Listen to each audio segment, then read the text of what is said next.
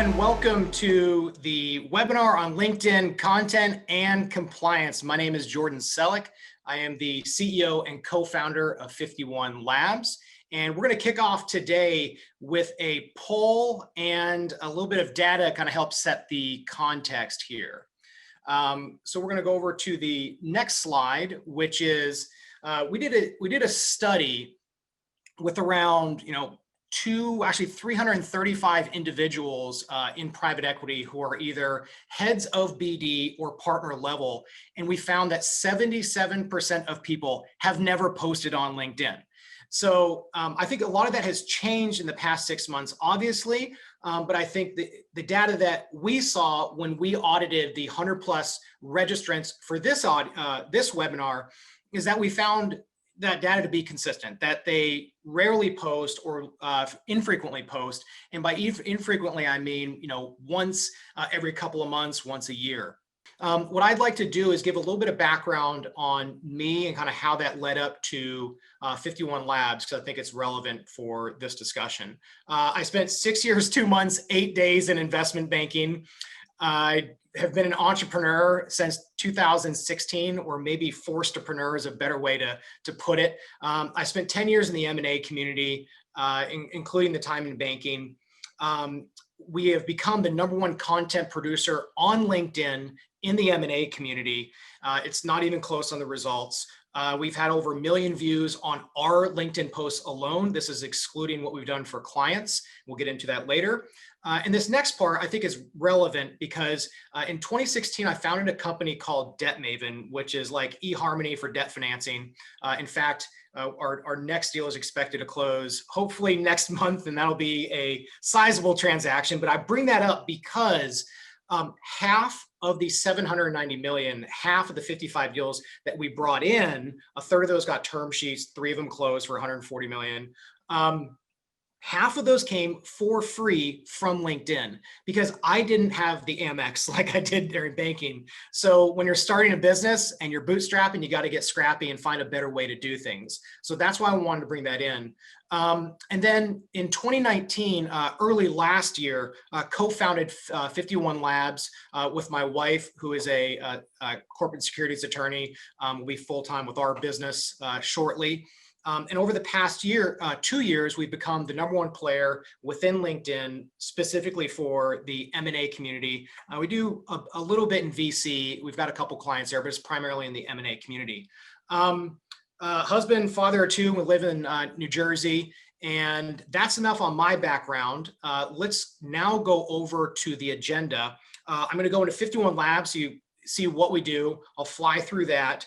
I want to set the stage with kind of 2 big ideas for the conversation today. Then we're going to go into the panelist introductions, and then we're going to go through 3 case studies because we look at content in 3 ways. #1, the industry post. #2, the company post. #3, the personal post. And then we're going to wrap this up with some key takeaways from this event. Before we go to the next slide, I have a couple of housekeeping items. #1, ask questions. We want to make this engaging. We want to make it interactive and fun.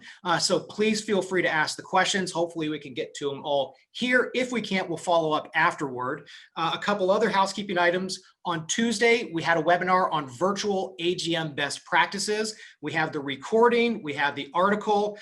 Please message me or email me if you would like to see that. And another upcoming event, and that is a webinar with Ted and some others who are legends in the business development industry. And we're going to be hearing about the past 10 plus years in the evolution of BD. And my last note is for veterans. Yesterday was Veterans Day. There is a way to give back. You can do a lunch and learn for them. You can do informational interviews. You can connect with them. There are plenty of ways. I've worked with hundreds of vets in the past 4 years. Feel free to reach out if you'd like to get involved. Let's move on to the next slide. Okay, so 51 Labs is a digital marketing firm. We're most well known for producing content and video. This one that we did for a firm that's actually based in Nigeria, but there's a connection with PE Win, which is the largest organization of senior women in private equity. This post got almost 19,000 views and 763 likes. The key takeaway here to how to think about us is, 1, how do you create amazing content on LinkedIn and throughout digital marketing channels, and 2, how do you make videos that are different and interesting. Next slide. The community that we serve is private equity, lenders, investment bankers, and then the other categories, all the service providers and everyone else who is part of this ecosystem and community. Sample LinkedIn content. This is for Dan Lee, who is one of our clients. Comvest is not a client, Dan Lee is specifically. And we did a video with him and posted this. This got 39,000 views. Next slide is kind of talking about when you do post, check out, if you're getting 5,000 and 10,000 views, your profile views is going to go up. You have to have LinkedIn Premium for some of these features, which we can talk about another time. Another service that we are well known for is video, and we do multiple types of video, portfolio company videos, brand videos for your firm, and then we have quick creative videos. Nicole, if you could, there we go.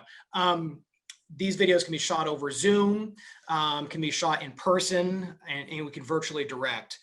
So here's an example of, actually Middle Ground Capital hired us to do 7 videos. They said, can you go to 6 portfolio companies in 6 states in 30 days for our AGM in 30 days? So that was fun, and we pulled it off, and the videos turned out well. We actually just had that webinar on Tuesday about virtual AGM best practices. We also hosted an AGM for EIV Capital based out of Texas. We hosted everything and did their video. And next, let me kind of wrap this up for you on the slides. Investors and Operators is our media arm. We've done 38 episodes on podcasts and vlogs, including Ted, who's on this. And we have one coming up in the coming weeks with Jeff Beestrong, who's also at HKW. That podcast focuses on 1, people in the M&A industry, 2, entrepreneurs, and 3, transitioning veterans who just have amazing stories coming out of the SEAL teams, coming out of special forces or being a fighter pilot. Okay, cool. So let's go into introducing the 2 big ideas that are important to kind of set the stage. Number 1, we are in the era of semi-private equity. This is a thesis I've had for the past 2 years, and it has only been highlighted in the past 6 months. Sellers will see your content on LinkedIn, by email. They are watching. Bankers who are seeing your content, they're going to think of you. They're going to say, oh, I haven't spoken to Ted in a month or in 2 months. That post reminded me to reach out to him. Number 3, investors will follow you on LinkedIn. They're going to see how you're interacting with your portfolio companies. They're going to see how the market is reacting to it. Like we've seen this now for 2 years. They are watching. The next point is that capital and ops are becoming commoditized across the spectrum. So I believe that one of the bigger levers in differentiating is your branding, is your marketing, how you're communicating, especially now when you're trying to go out there and differentiate yourselves to all stakeholders. So here's the bottom line. You need to make a decision. Are you going to be private, which is fine, and your branding needs to reflect that, or are you going to be public? Because you can't be in between. If you're in between, you're going to be left behind. Take a look at the others in the market who are investing in a similar category and ask yourself, for all the stakeholders in the market, what's differentiated? How are you messaging that? The second part is about BD 3.0. I think there's been 3 evolutions. The first evolution was when partners sourced deals. It was very partner-centric in the model. The second evolution in the BD 3.0 thesis is that BD became a profession in its own. Once again, December 2nd, we're going to have that webinar with the legends of BD who started the industry. The third and final evolution is BD version 3, which is when you get tech enabled. You are using LinkedIn, you're using email marketing, not just every time you close a deal, but you're taking a page out of the VC playbook, adding value with weekly, biweekly, monthly, quarterly content to the stakeholders in the market. You're using your CRM that's now linked to your LinkedIn. You're using CRM to be more efficient with your coverage. And a lot of others are using AI. AI is not my specialty. I'm not one of the, that I won't talk more about that. But the bottom line here is two things. One, semi-private equity, make a decision. Are you going to be private or are you going to be public? And number two, do you have the BD version 3.0 skill set? All right. So now that we've set the stage with that, I'd like to turn it over to our panelists and for the introductions. Ted Kramer is president and CEO of HKW. They're one of our clients. Ted, would you mind giving a background on HKW? Sure. I just looked at the participants list and see many familiar names. So greetings in this wonderful world that we're in. For those that aren't familiar with HKW, we have been around since 1903. However, we started to do change of control transactions in 1982. We've really evolved from being an industry agnostic generalist into looking at more sector specific investment opportunities. Most of our companies are first time institutional capital transactions. We only do change of control investments all throughout North America. And again, thanks for listening. I think from a compliance perspective, you know, we, having been here about 20 years now, we've went from no compliance to starting our compliance in 2012. And we continue to be very proactive within the compliance exercises and activities. I think a demonstration of that is hiring both ACA that you'll hear about today, as well as about 51 Labs. We're impressed with 51 Labs and all the compliance knowledge that they had. HKW went from really zero LinkedIn and getting scolded for having a LinkedIn account to now working with a professional firm to help us move into that vehicle in a very proactive and compliant manner. So thanks for listening today, and hello to everyone. Josh, you're on mute. Okay, that's a good reminder that others who are listening in, attending, if you have thoughts and questions on your compliance guidelines internally, like please send those over. This is an evolving process for everyone because everyone's getting more active and we want this to be a community and you make sure we're staying compliant within the industry and setting best practices.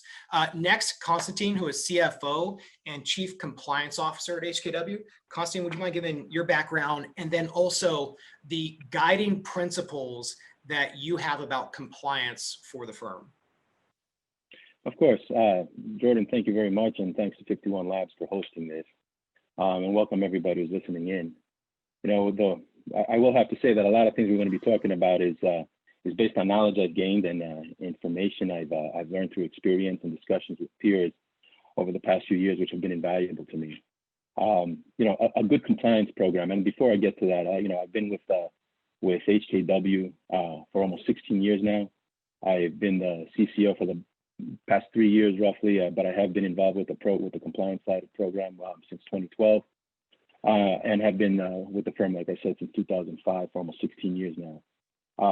You know, a good compliance program, going back to that, you know, it starts at the top, so it's buying at the top. And I have to say, if you can allow me to say, read a little quote from the former SEC chair, who says that, you know, Mary Jo White back in October 2013, she said, an effective compliance and risk management program does not rest with you alone.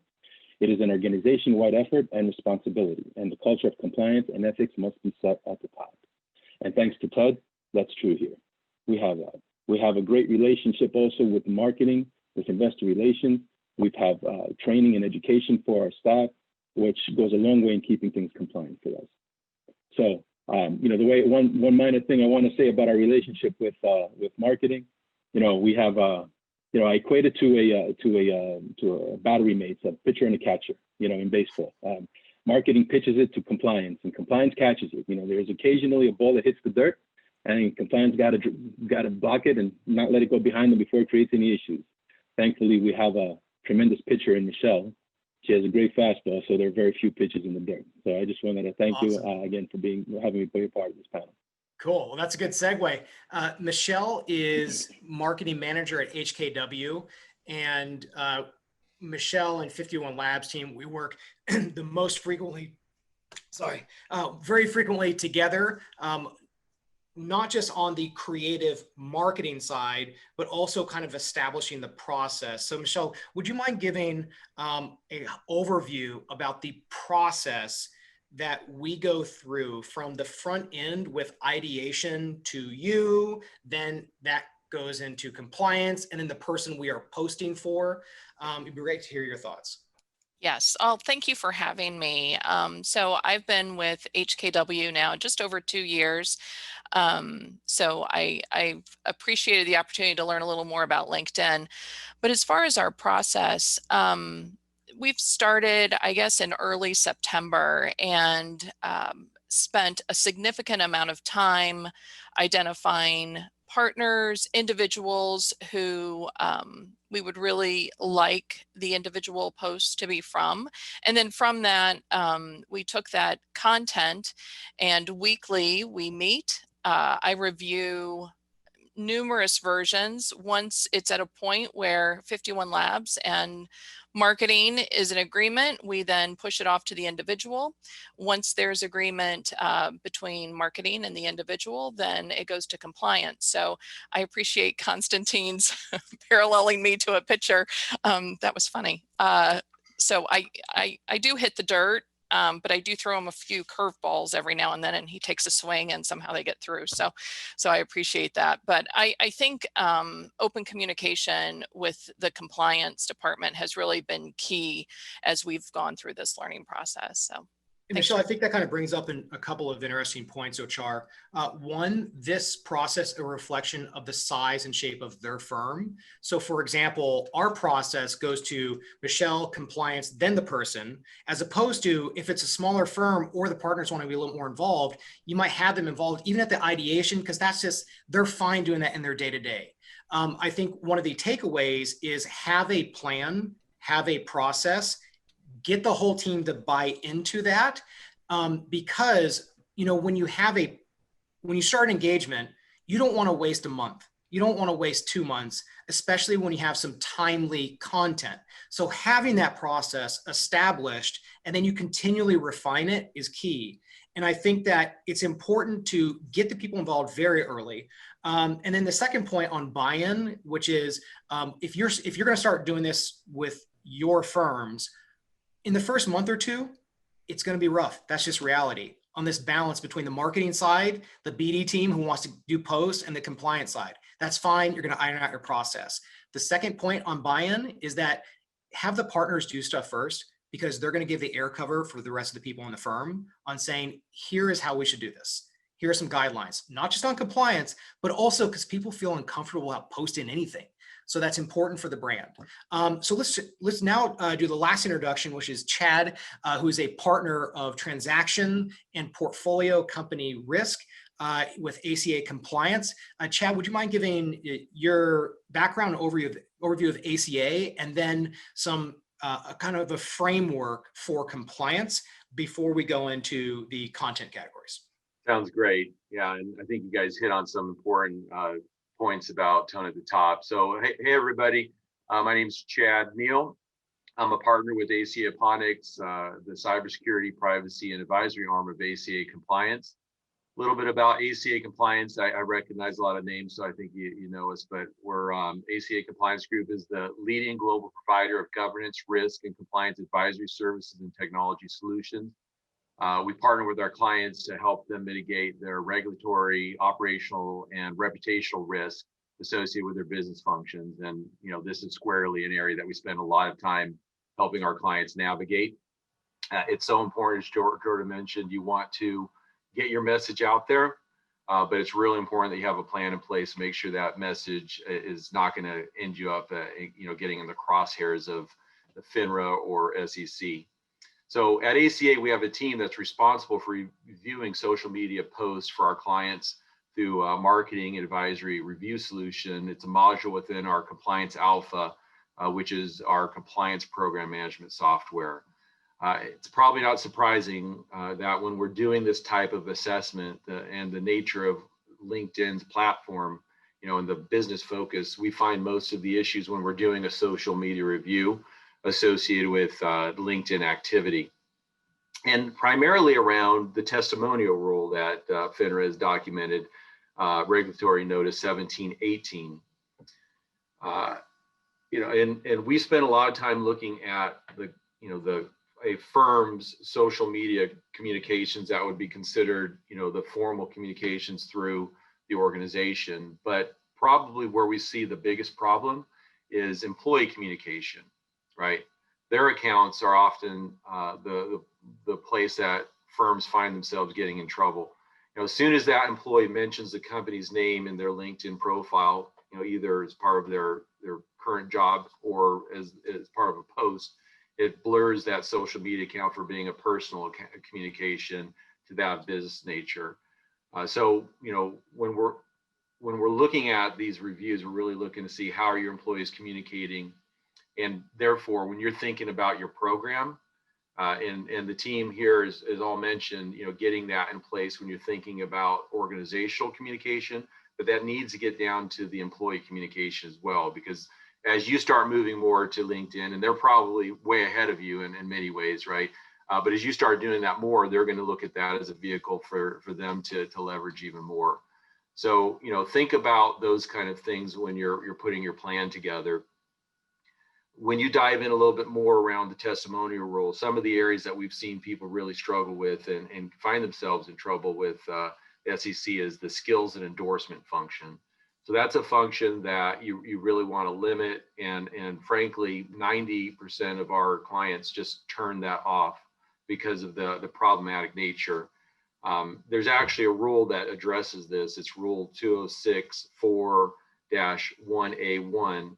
And that was designed to address the nature of the testimonials when used in investment advisory advertisements. When it adopted the rule, the committee found, and I paraphrase here, such advertisements are misleading, and by their very nature, they emphasize the comments and activities favorable to the advisor, but they ignore those that are unfavorable. And there's actually, no real mechanism in a lot of those things for somebody to put like a thumbs down or a dislike, right? There's only the like function.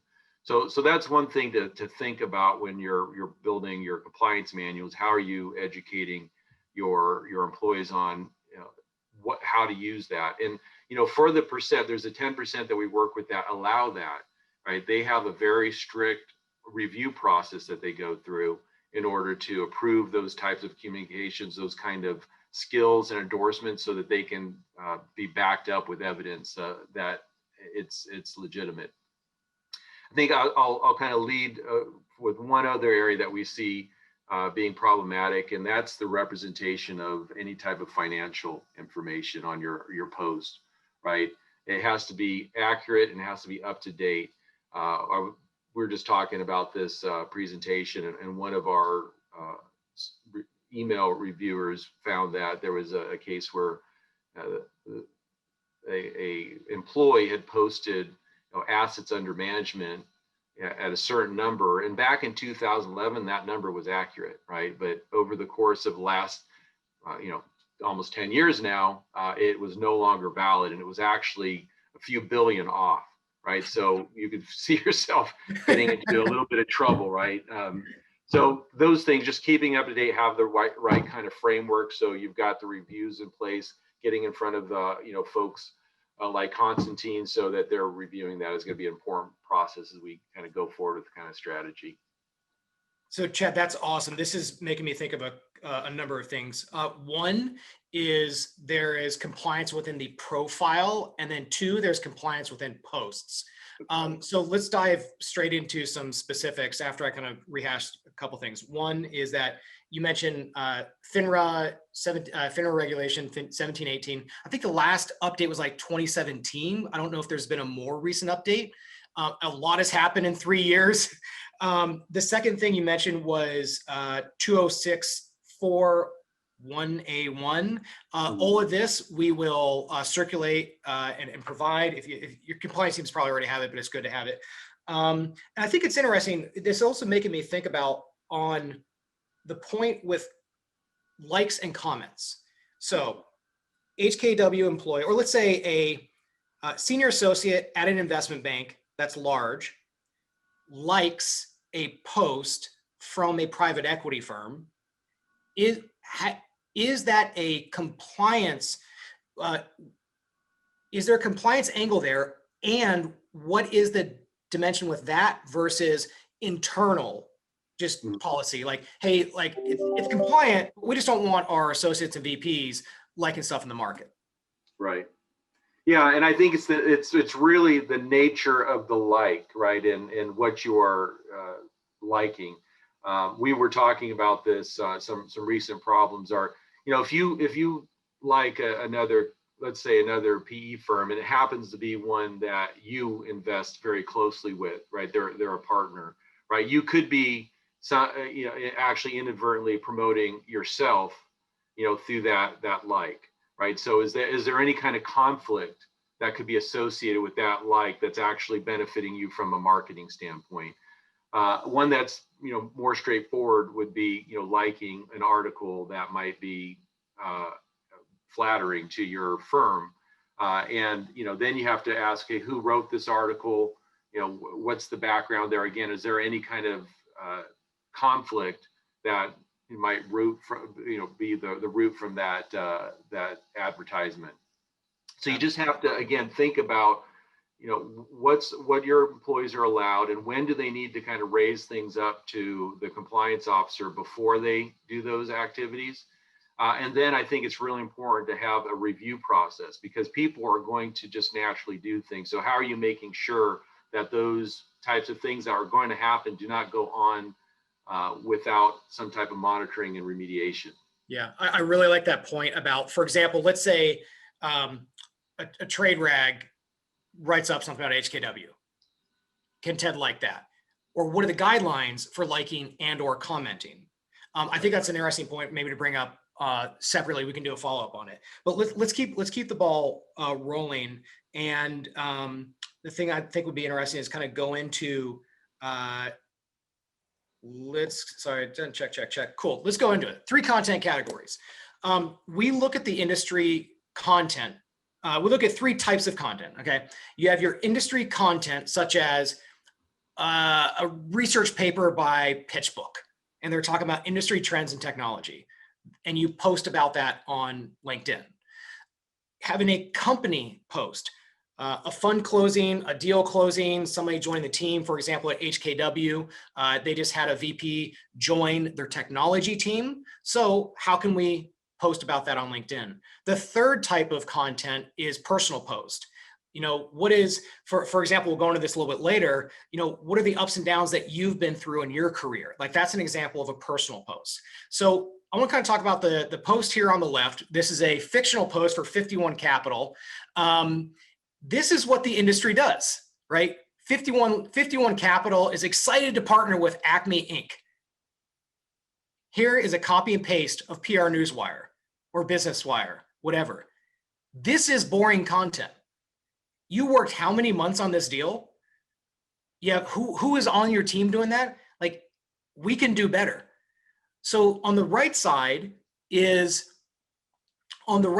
this is a sample of a post that we did at Debt Maven, which is, we almost went out of business, and then we closed on a large deal. And instead of doing a copy and paste of a PR Newswire link, I wanted to kind of do a short video on saying, hey, here are 2 flashcards for my toddler. It says 9.7, which is the deal size. And this was a year and a half ago or so. And then I wanted to do a more interesting deal announcement. Now, these 2 things, both of these are deal announcements. The point here is that we need to think about things more creatively in those 3 categories of an industry post, a company post, and a personal post. So let's go into the first case study. And this is when we're going to have a kind of more open floor here. Hey, Jordan, can I ask you a quick question, getting back to that, and apologies, but I think it might help. I have heard that there's something within LinkedIn that if you do post links, so if you posted a link to a press release, that it is kicked out and not, it's not sent out as broadly. Is that true? That's one of the top mistakes on LinkedIn. Mm-hmm. Sharing is not caring. So, except for when you're teaching your 3-year-olds and 4-year-olds, sharing is not caring on LinkedIn. And what that means is, and this is a very common mistake, right? Company has an announcement, partners and team shares it, and then like 10 people like it. So that's one of the most common mistakes. And now linking to PR Newswire, whatever it is, or sharing from the company page to yours, these are the most common mistakes on LinkedIn. And think about LinkedIn's perspective. I don't want you to go to somebody else's house. I don't want you to go to somebody else's party. I want you to stay at my party. So don't leave LinkedIn. So that's why we're going to ding you for having external links. Now, there are a whole bunch of things around this on how to optimize and how to still have it. Now, I will caveat it and say that there are outlier circumstances where if you are an influencer on LinkedIn, like a Bill Gates or whatever, he can post whatever the hell he wants because the algorithm wants to reward him. But that type of detail, actually, we'll come back to that at the end of the presentation. That's a great question. So this is an example of industry content. Ted and I shot a vlog over Zoom, and Ted was talking about how he views private equity as a sport.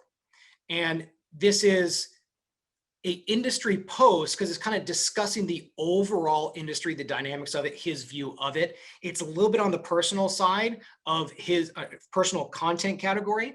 But this post did 11,000 views and 190 likes and 46 comments.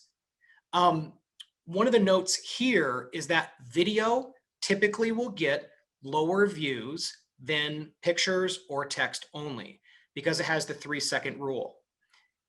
It will not count it as a view unless you get to 3 seconds. And that's a whole nother webinar in terms of how do you do that. So if you're getting 1,000 or 2,500 views on a video, like that's actually really good. So let's take a moment here and open the floor and talk about sample industry content. So one is trends in multiples, and you're taken out of SPP Capital's monthly newsletter or PitchBook's monthly newsletter. But Ted and Constantine, Michelle, and Chad, what are your thoughts on like other examples of industry type of content that you would want to share? And then we can discuss the creative angle and the compliance angle.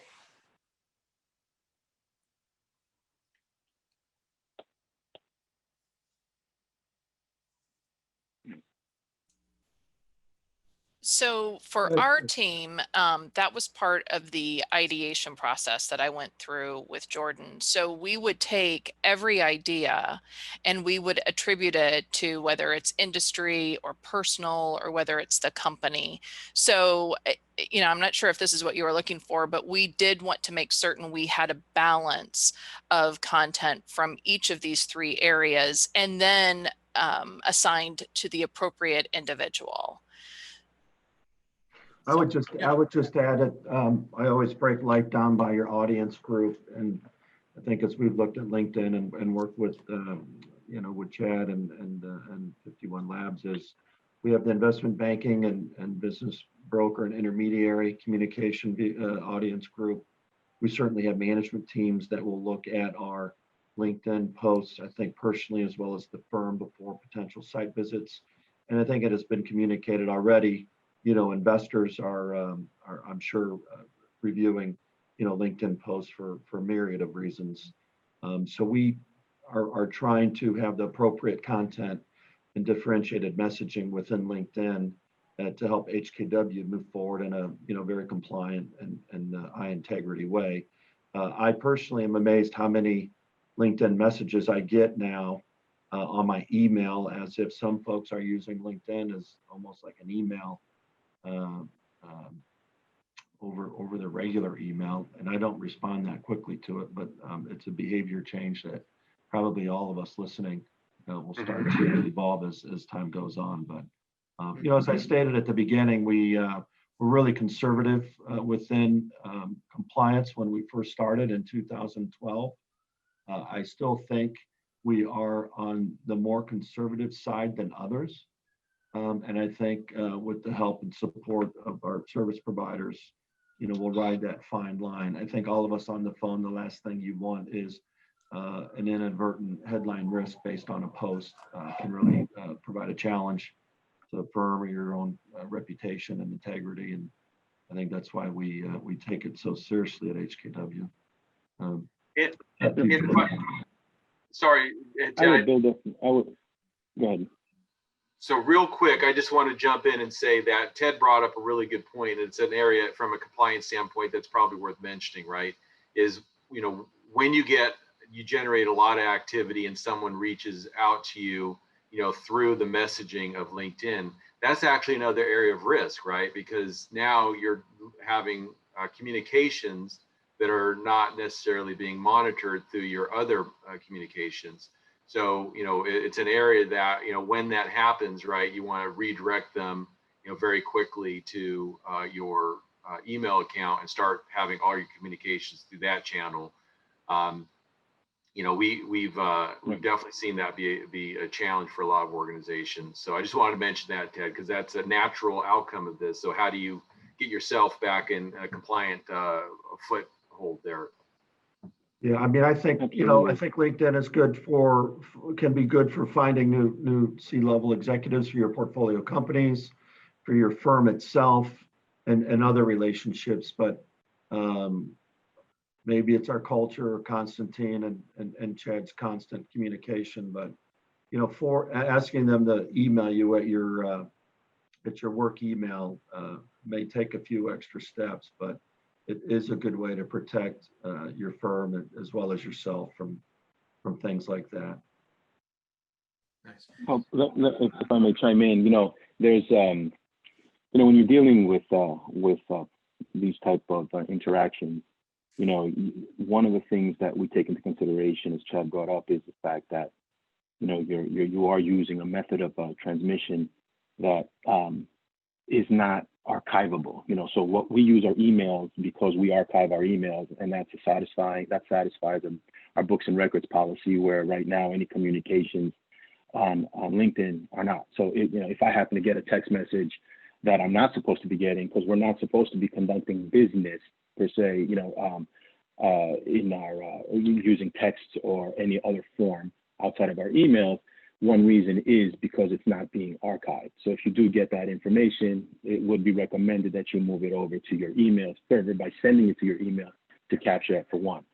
The one guiding principle that I look at, to start off all types of reviews to me is a guideline from the SEC that if you are going to be widely disseminating information, that it should be factual business information. And that information should not be conditioning the public mind or arousing public interest in a securities offering.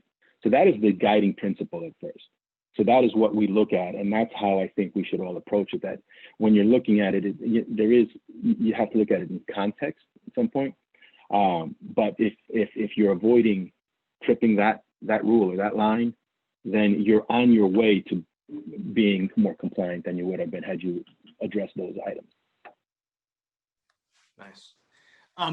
Cool. Do you want to move on to the next one, or are there any other points on here? Jordan, I see we have a question from Bob Kent, who Yeah.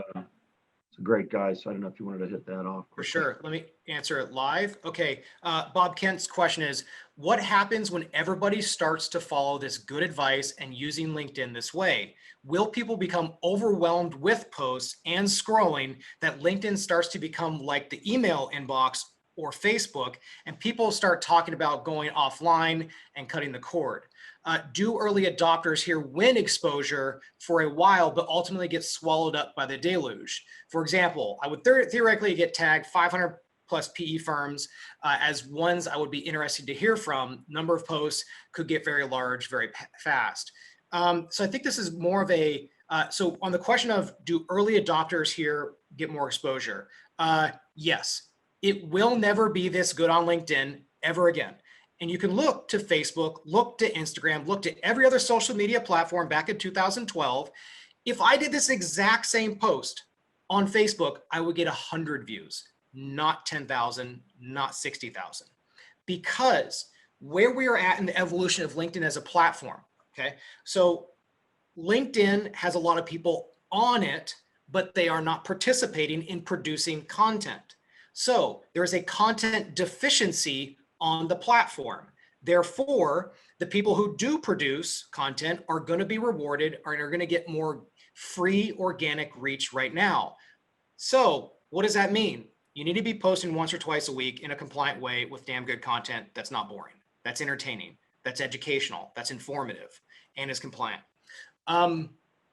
Hopefully that answered the question. And this kind of brings up another point, which is when your feed starts to get cluttered, you can unfollow people, or you can say that you're not interested in that post, and that trains the algorithm. For example, my feed was very heavy in military and very heavy in veterans, 2 to 3 years ago, but I've cleaned up my feed and now it's very much focused on M&A and VC. And so now the posts that are being shown to me are more relevant. Bob, hopefully I answered that. And in the panel here, any other points here, or did I answer it effectively? Yes, thank you. Awesome. All right. There we go. Next slide, company content. So we did a post for Kent Robinson, and this was really discussing the operations team, the operations mindset of HKW, and talking about basically, don't get overwhelmed, don't let things crush you, you got to go crush it. So this is an example of a company post. Other types of company posts would be an add-on acquisition, a platform acquisition, a new hire, anything that's about the company in general, the company culture in general. So this one actually got 94 likes. Now this is interesting to compare this versus Ted's, this versus Ryan Grant's, who's a principal. Kent, his network is probably half to a fourth of the size as Ted and Ryan, who are much more market facing. But this post, which got maybe 1,500 views, still did very, very well because it went to the relevant people. And you can look at that when you click on the views, and you will see, 25 people from Goldman looked at this. Or one of the things I've noticed in mine is that 12% of my viewers are CEO, partner, founder, executive director, portfolio manager. So 12% of my viewers are senior. We'll kind of go into that later on with Ryan's. Any other points here to the panel on company content that you like? And then also the other part is from a compliance angle. What are the considerations here for company related content? Well, I think this was great content. I think that if you stick to discussing things about your firm and identifying yourself and describing who you are, I look at it in a way of what's appropriate and what's not appropriate. Appropriate in general is, information about your firm. If you can talk about that, if you can talk about business philosophies, investment objectives, if you can talk about some industry trends and outlooks that you have, but from a company perspective, I think you would be well served in sticking to those topics. Once again, keeping an eye on that perspective that you're not conditioning the public mind or arousing public interest on securities offerings. I think that is the key. So you can stick to those type of topics, and then you'll generally you find yourself to be at least in a better position than had you not stayed out of those topics. If I could jump into on this one, this is a company post, but what I liked about it is it had a touch of an individual. It really did show Kent's personality. So there was a connectability to the post, and he was uncomfortable posting it. So one of the things that I did write down was, LinkedIn has pushed us outside of our comfort zone. He actually came into my office and said, "Michelle, is this good? Is this okay?" That's what we do at 51 Labs. We keep people out of their comfort zones. And I'm like, it's good. It's good. So Michelle, yeah. that brings up a really good point, a very good point, which is for the 95% of people in our market who feel uncomfortable doing this, the 5% who do and do it consistently, do it in a creative way, in a quality way, and a compliant way, guess what's going to happen over the next year? You need to be getting 5,000 to 10,000 views per week, per 1 to 2 partners. If you are not getting that, you are missing an opportunity. It is very simple. I can't say it enough. It is never going to be this good again on LinkedIn. Now, to the point about the relatability, it's even more important now when we can't see each other, when you can't meet management teams, when you can't meet all the stakeholders in the ecosystem. You have to do everything we can to get out there and to develop that emotional connection. Because imagine if you're seeing someone who says, and this could be a private video that you send to sellers, so it's not public. Hey, I was a founder and CEO, and here's my story. Or here's an amazing story of working with CEOs. You can send that privately, and then if it's compliant and it's done well, that's public stuff. But this is the kind of company content that we need to be thinking about. Let's go into the last and meatiest part of this for the next 10 minutes, which is the personal content. So Ryan Grand is a principal and on the deal origination team at HKW. We got a post, and it was his 6-year anniversary. So we wanted to do a post about his 6-year anniversary, what he's learned, the ups and the downs. And it's funny because some of his friends basically said, I never thought you would stay in this. This post for the picture took 5 minutes to create.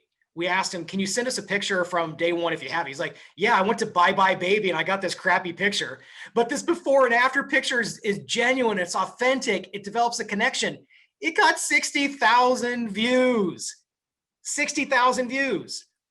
Probably 10 to 15% of that are from senior people in the industry.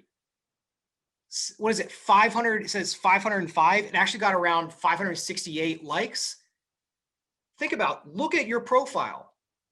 What does this do for business development, origination? All of these stakeholders in your network, what does it do when you are getting this time after time again and being interesting and adding value to the market? His profile went from 0 to hero. He's at 1,500 views on his profile. If you are a partner, you should be getting 100 to 250 views per 90 days. You should be getting 5 or 10,000 views per week, per partner. I'll go into some of the variables here. But Michelle and Constantine, I'd love to hear kind of your thoughts on this from a content perspective, not what the team has said internally, and then from the compliance angle. So when Jordan and his team had initially sent this to me, there were just a few minor revisions, and I sent it off to Ryan, who then made a few more. And the word bubbly is used in this post, and Ryan is very much he's more of an introvert than an extrovert. So the term for extrovert, he used bubbly. And I wasn't certain if he would agree to that. And he was on board. And so when I sent it to compliance, I got a little pushback from compliance too on, the term bubbly and the way Ryan was describing himself. And so, I threw, and the catcher threw it back to me and said no, which is compliance. And I threw it again and said, yeah, I think we really need to consider this. And it was even posted on a, outside of ideal time. And it was mentioned during our leadership retreat this week too. So I'm just really excited for Ryan. And I think that this sets a good, foundation for some of the other partners who have been a little more reluctant to show, some of their maybe personal or vulnerable side. So, yeah. There are 2 points here. One is that don't waste time right now on company posts. Do personal posts, because LinkedIn wants you to pay for company reach. They want you to pay for that. It's never going to be this good again for personal posts. Now think about what this does from a content marketing perspective. The whole idea of content marketing is that you provide stuff that's interesting and valuable to the market. And by virtue of you doing that, they think of your brand. They think of HKW. This reminds me of video I did with Dan Lee at Convest where he was kicking the crap out of me with the Muay Thai pads, and that got 39,000 views. And it's really because he was telling a compelling story. We timed that to go out the week of TMA in Las Vegas when we were all traveling, and people were bringing that up. So be personal. The thing that's a little bit outside your comfort zone, that's the golden content. And we were also thinking about, Constantine, I'd love to hear your thoughts on this.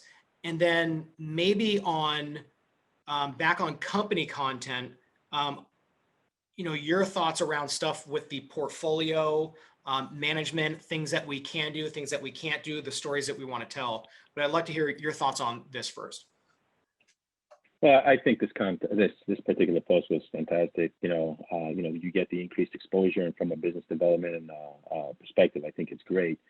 Anytime you get to this much exposure, you also run the risk of considering potentially, if in a given time frame, depending on what it is, you get a priming the market, you don't want to condition the public mind again. So these are things that we tend to be concerned about when you're out there.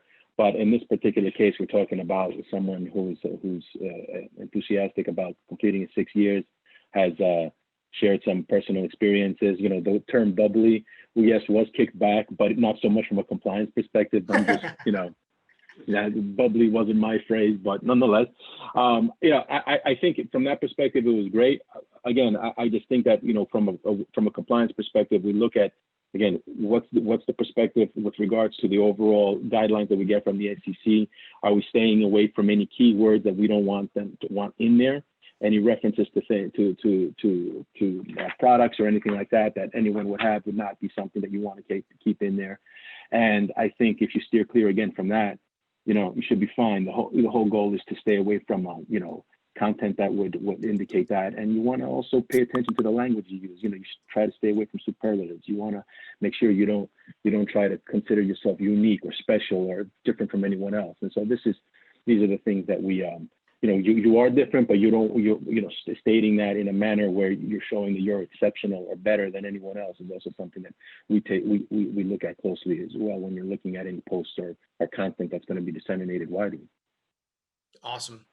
Do you want to, we didn't talk about before, but do you want to talk maybe about things around portfolio CEOs, or do you want to skip that? Again, the guidance doesn't change much, So I risk of sounding like a broken record. I do come from all the same perspective all the time. The items that I feel are appropriate and items that I think are inappropriate are the stuff that I focus on. I want to, again, focus on the general guidelines that we've discussed on general solicitation concerns and marketing and advertising rules.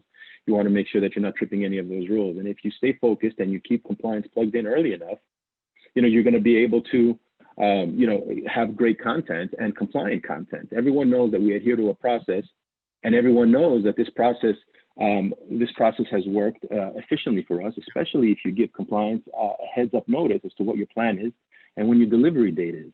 You don't want to go down the path of creating something that's only going to be gutted or changed materially. And then on the other hand, you want to give compliance a chance to review it, because you don't want to jeopardize the integrity of the review process also. And if there's anything that I would ask anyone to take away from that is that, just keep compliance plugged in. Michelle and I do have standing calls weekly. Yeah, that makes me think about, the review process. Your content team, whether it's us or it's the internal team, maybe send over 3 bullet points about the post you want to do, just so they can kind of get a general, okay, yes, no. Because then you can go produce, spend the 30 or 60 minutes to actually do the post. And then we've made that mistake on in the 2 years of doing this.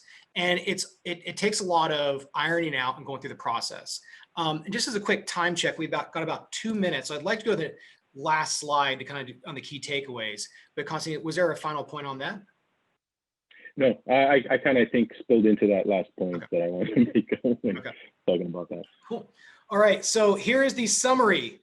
What is the difference between 1,000 and 10,000 views? The answer is there's a lot. So the first and number one rule is the copywriting. It has to be quality content. Is it educational and or entertaining? Don't take your view of this, take your audience's view, because what you think might be dumb or boring. Others might think is really interesting, educational, valuable, informative, and entertaining. The second thing is the structure.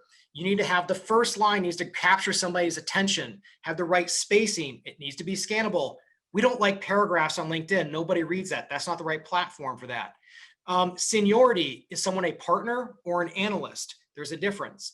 Now, these are not absolute roles. These are general ones. Reputation, is the firm well known or is it a smaller firm that nobody's really heard about? Is the individual, same thing with the reputation. For example, this also makes me think about the position, which is if someone's market facing in their BD, their network is so much more engaged than like the operator community. The BD community is so much more engaged. So let's take that into consideration. The followers, this goes to Kent's post. He has around 750 followers, and Ryan and Ted have thousands and thousands. The next one is the media. Text only, text and picture, text and video, all this matters. The first 3 seconds, does it grab your attention on video? Tags and hashtags. This is an important one because a lot of times on deals, they will tag like every person on the deal team, every person at all the counterparties, but then they don't engage with the post. And then the algorithm dings them because they tagged 40 people and nobody engaged with that post with a like or a comment.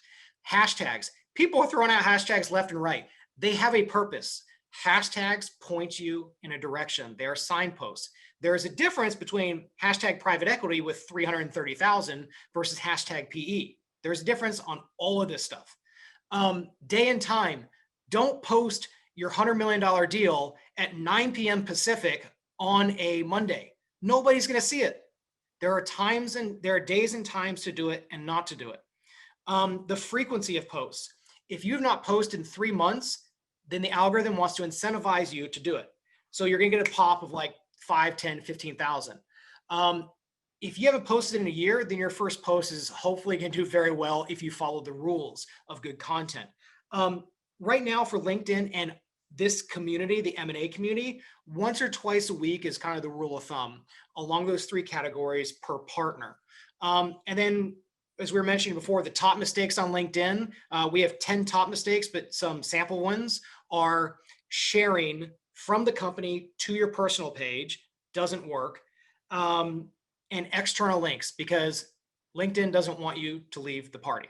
So I will stop there. I hope this has been informative. If you have any questions, reach out to us, 51 Labs, Jordan Selleck, find me on LinkedIn. I respond quite quickly to that. And Constantine, Chad, or Michelle, are there any kind of final thoughts? I would just say, based on everything we've discussed and other content that we post, just remember, just don't misrepresent and don't overpromise. A wise man once told me. Thank you, Chad. Good stuff. So Well, no misleading content. No misleading content. Well, we will end there. That's a great note. If anyone has questions, feel free to reach out. Thanks so much for your time.